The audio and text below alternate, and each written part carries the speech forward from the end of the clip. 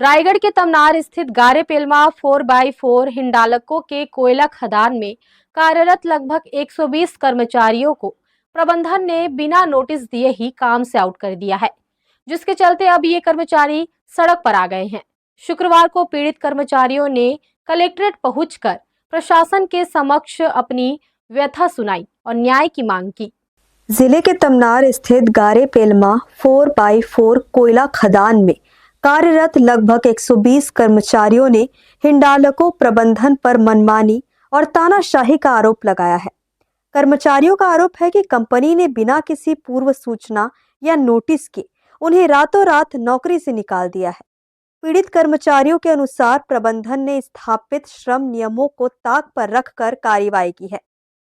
नियमानुसार किसी भी कर्मचारियों को सेवा मुक्त करने से पहले 3 महीने का नोटिस दिया जाना अनिवार्य है, लेकिन हिंडाल्को प्रबंधन ने केवल एक ईमेल भेजकर कर्मचारियों को बाहर का रास्ता दिखा दिया। कर्मचारियों ने अपनी व्यथा बताते हुए कहा कि प्रबंधन अब उनसे बात तक करने को तैयार नहीं है। कर्मचारियों को खदान परिसर में प्रवेश करने से रोक दिया गया है और उनकी अटेंडेंस दर्ज करना भी बंद कर दिया गया है। इससे 120 परिवारों के सामने रोजी रोटी और जीवन यापन का गहरा संकट खड़ा हो गया है।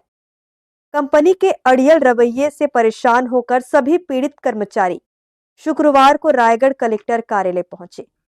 यहां उन्होंने अपनी मांगों और समस्याओं को लेकर कलेक्टर से गुहार लगाई है।